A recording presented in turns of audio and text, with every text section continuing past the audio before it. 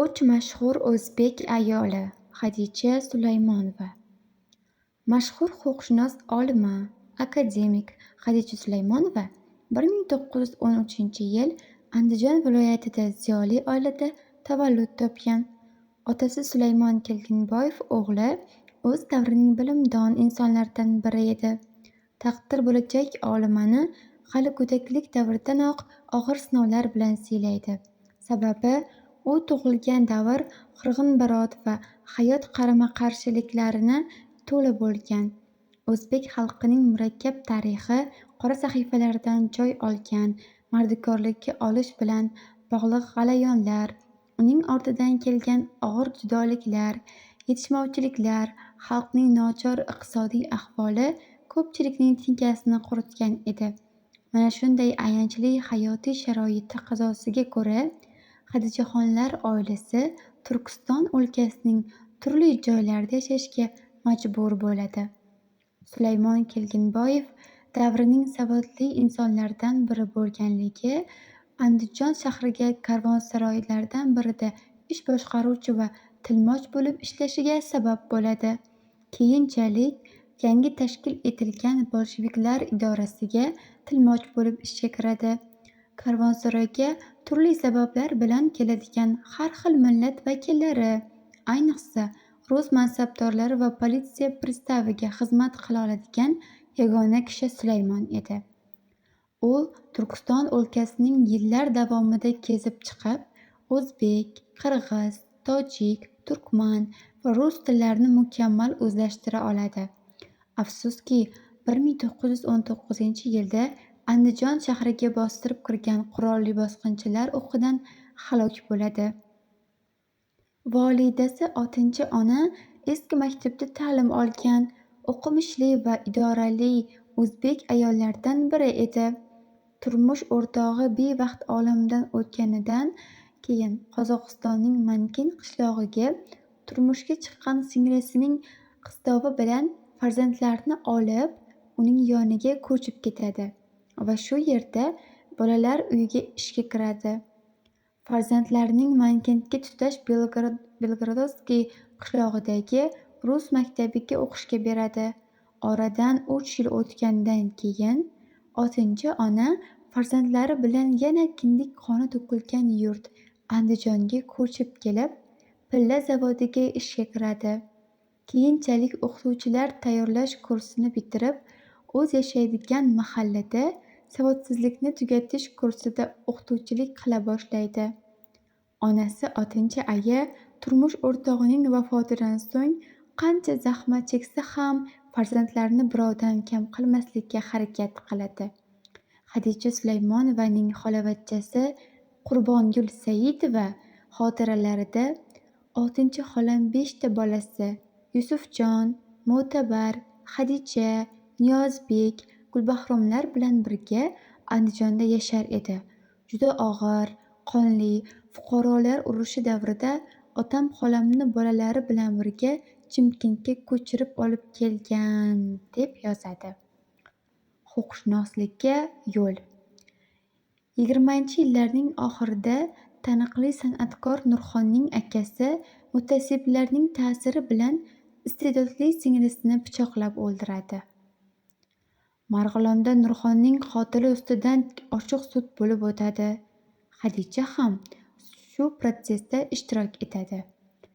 Hayotni endi anglay boshlagan Xadichaning ongiga shu sud jarayoni juda qattiq ta'sir qiladi. Inson, huquq, jinoyat va jazo haqidagi qarashlarini o'zgartirib yuboradi.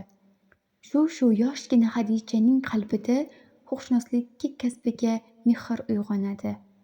1931-yilda 9 yillik rus maktabini tamomlagan Xadicha Sulaymonovani huquqshunos bo'lish orzusi mamlakat poytaxti Toshkent shahriga yetaklaydi.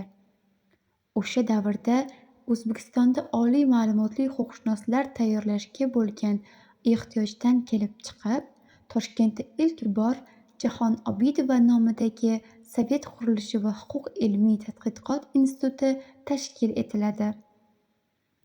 Xadicha Sulaymonova Ushbu institutning 1 yillik tayyorlov kursini tamomlab, huquq fakultetining 2-kursiga qabul qilinadi.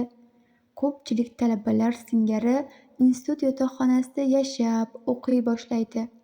O'sha davrda hali O'rta Osiyoda oliy yuridik fan rivojlanmaganligi uchun oliy yuridik ma'lumotga ega mutaxassislar yo'q edi. Xadicha Sulaymonova va uning kursdoshlari yelkasida nihoyatda mas'uliyatli vazifa – oliy ma'lumotli huquqshunos bo'lib yetishish turardi. Xadicha Sulaymonova dars mashg'ulotlarida, jamoat ishlarida faol qatnashib, institutning peshqadam talabalaridan biri sifatida o'qishni yakunlaydi.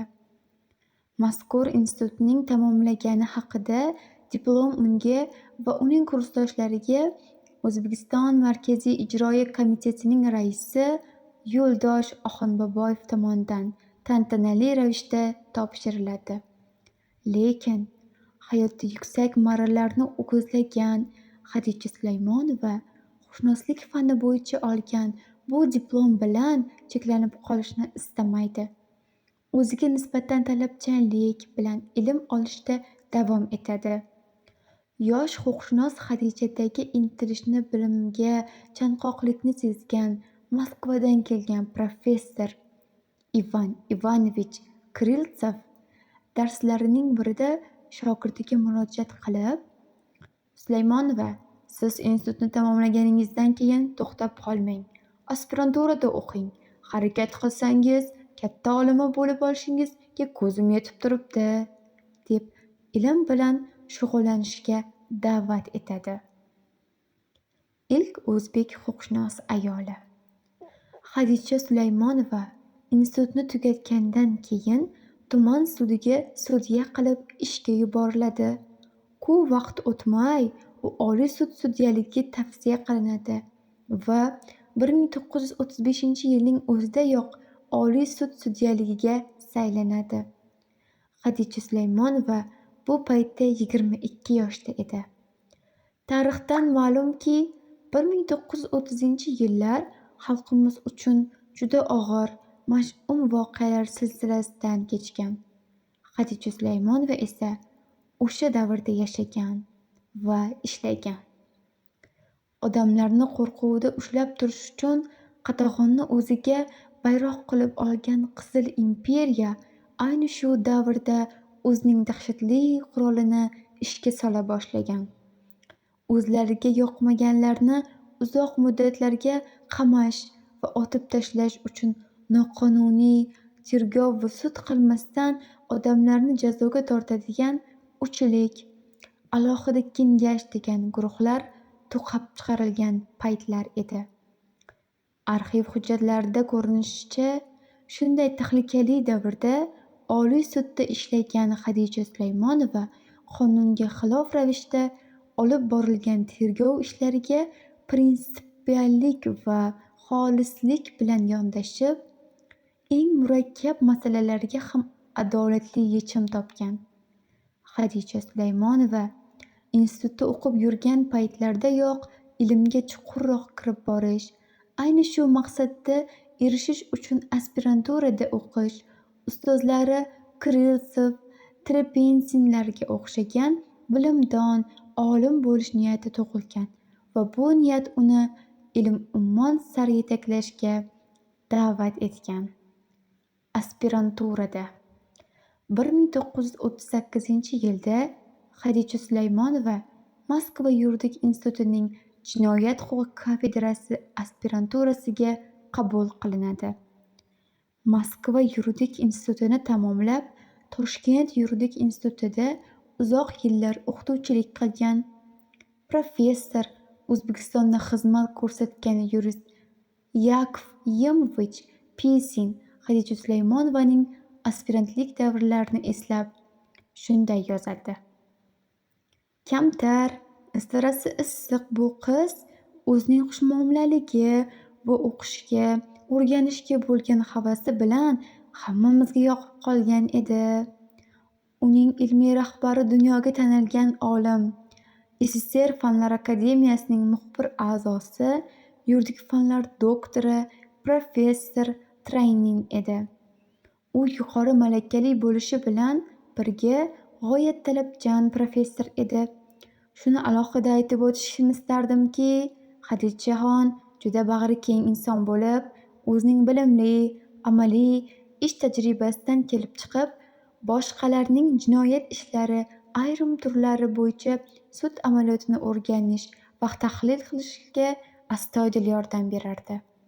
Xadicha Sulaymonova Moskva yuridik institutida falsafa, davlat va huquq nazariyasi, jinoyat huquqi ixtisosi, shuningdek chet tillari bo'yicha barcha nomzodlik imtihonlarini a'lo baholarga topshiradi.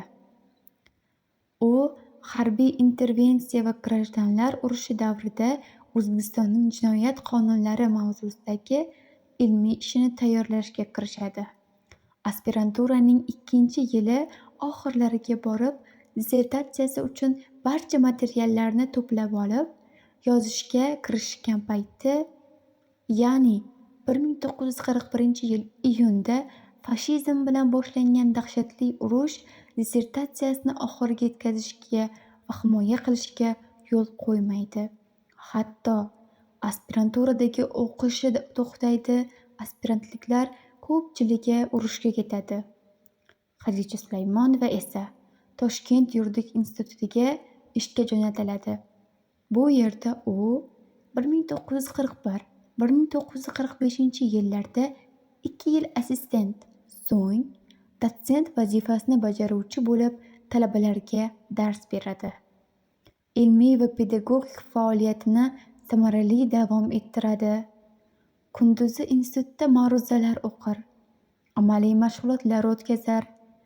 Horib-tolib uyga borganidan so'ng yarim tungacha dissertatsiyasini yozish bilan shug'ullanar edi.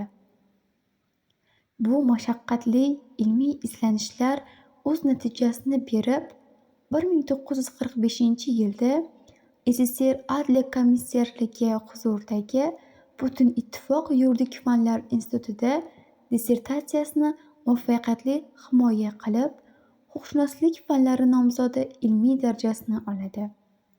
Huquqshunoslik sohasida ilmiy darajaga ega bo'lgan birinchi o'zbek ayoli sifatida tarixga kiradi. Xuddi shu yili Toshkent yuridik institutining jinoyat huquqi kafedrasiga rahbar etib tayinlanadi.